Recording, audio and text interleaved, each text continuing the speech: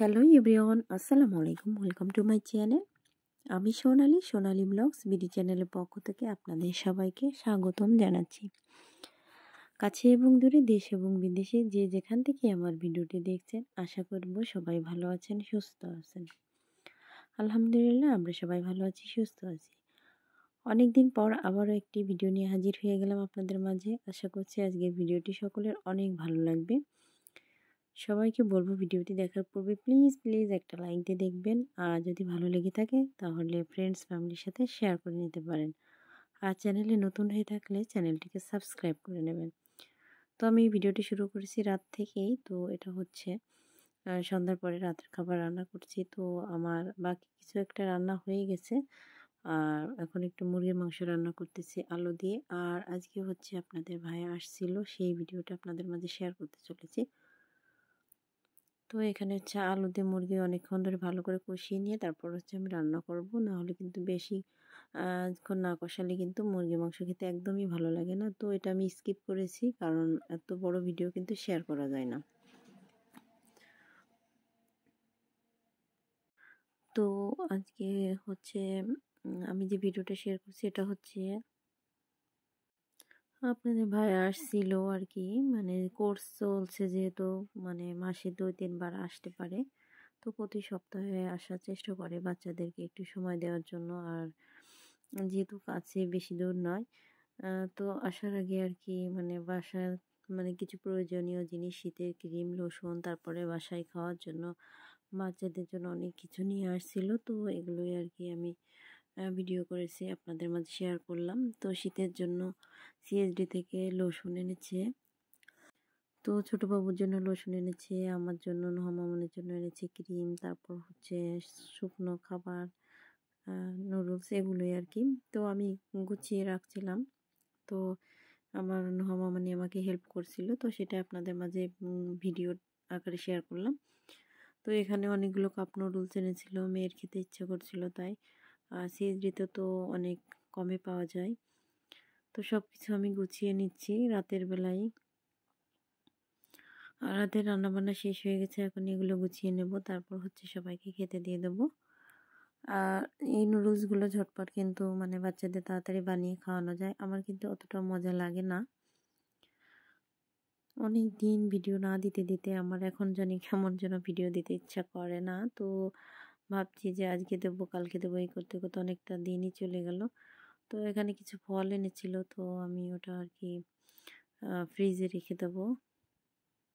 শীতের সময় ফ্রিজে না রাখলেও কিন্তু ফলগুলো অনেকদিন রেখে খাওয়া যায়, তারপর ফ্রিজে রাখলে আর কি নষ্ট হয় না, এজন্যই মূলত রাখা। তো আমার মেয়ে বলছিল যে আমি গুছিয়ে রাখি, তুমি এটা মানে ভিডিও করো। তো সেই জন্য আপনাদের মাঝে আমি শেয়ার করছি। আমার মেয়ে কিন্তু অনেকটা কাজের হয়ে গেছে। তো মাসাল্লাহ তখন তারপর রাতে কাজ গুছিয়ে আমরা খেয়ে ঘুমিয়ে গেছিলাম। আর এটা হচ্ছে সকালবেলার ভিডিওরও। সবাই ঘুম থেকে উঠে আর কি যার যার মতো করে ফ্রেশ হয়ে নিয়েছে। আমি এখানে পরোটা করেছি। নোহা বলছিল যে মাম্মা পরোটা খাবো, তো নোহা মামুনির জন্য পরোটা করেছি আর ওর দাদুর জন্য ভাত করেছিলাম। তো সকালে নাস্তার পর আর কি সবাই যে যার কাজ করছিল। তো আমি আবার দুপুরে রান্না বসিয়ে দিয়েছিলাম। এখানে দুপুরে ইলিশ মাছ ভুনা করতেছি। তো আমি ইলিশ মাছটা আগে ভেজে নিয়েছি, নেওয়ার পরে যে কষাচ্ছি আর কি, তারপরে একটু হালকা পানি দিয়ে মাছটা রান্না করে নেব।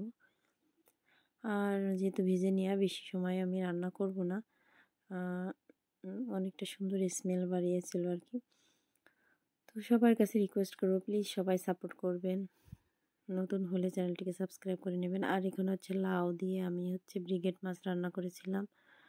আর এটা হচ্ছে আমাদের দুপুরের খাবার। আর দুপুরের খাবার মেনুতে একটু মাছ তরকারি না হলে জমে না।